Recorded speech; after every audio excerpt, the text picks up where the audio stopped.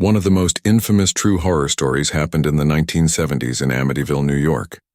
While it has since become the subject of books and films, the story of the Lutz family and their experience at 112 Ocean Avenue is based on real events that many believe were rooted in something far more sinister than a haunted house. The Amityville Horror, the true story behind the legend in 1974. A tragic event rocked the quiet suburban town of Amityville. Ronald DeFeo Jr. shot and killed 6 members of his own family as they slept in their beds, his parents and 4 younger siblings. The crime shocked the community, and DeFeo was sentenced to life in prison. The house where the murders took place, a large, stately Dutch colonial home, stood empty for more than a year. That is until December 1975, when George and Kathy Lutz and their 3 children moved in. The Lutzes purchased the house at a bargain price of $80,000, fully aware of its dark history. However, they were unfazed, believing that the past was in the past.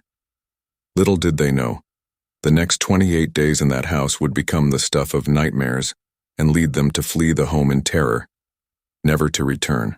The haunting begins. From the moment the Lutz family moved in, strange occurrences began. George, who had never been particularly spiritual, began to change almost immediately.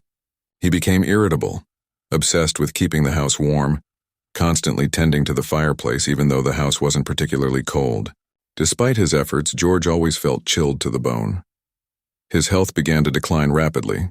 He lost weight, became pale, and grew increasingly distant from his family. Kathy, too, began experiencing strange things. She would wake up in the middle of the night to the sensation of being touched by an unseen force or see strange figures moving in the shadows.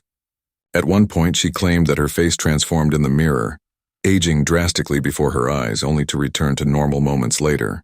The children were not spared from the horror either. They complained of seeing strange figures in their rooms, and the youngest, Missy, began talking to an imaginary friend she called Jody, who she described as a demonic pig with glowing red eyes. On more than one occasion, George and Kathy claimed to see those same red eyes staring at them through the windows. The disturbances escalated quickly. Doors and windows would slam shut on their own. Crucifixes hung on the walls would flip upside down. Foul odors would suddenly permeate the house with no apparent source. One night, Kathy was physically levitated from her bed while George woke up at exactly 3:15 a.m. Every night, the same time Ronald DeFeo had killed his family. The family dog also acted strangely, barking at empty spaces and refusing to go near certain rooms in the house.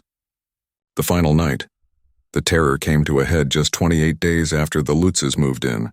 The family has never fully disclosed what happened on that final night, but whatever it was caused them to flee the house in the middle of the night, leaving all their belongings behind. They never returned to collect their things. What they did reveal was that the experiences inside the house had pushed them to their breaking point. The final straw involved what George described as a full-body apparition, but he never went into detail about what it looked like. After that night, the family sought refuge at Kathy's mother's house and refused to re-enter the home. Aftermath and investigation. The Lutz family's claims gained national attention when they shared their story with paranormal investigators Ed and Lorraine Warren, 2 of the most well-known investigators in the field. The Warrens claimed that the house was the site of a powerful demonic presence. During their investigation, they reported feeling a malevolent force in the house, and in one photograph taken during their visit, what appears to be the ghostly image of a young boy can be seen peering out from a doorway. Skeptics, however, have long debated the truth behind the Amityville haunting. Some believe that the Lutz family fabricated the story for financial gain, while others argue that their experiences were the result of stress, anxiety, and the psychological toll of living in a house with such a violent history. Regardless of whether you believe the Lutzes or not, one fact remains.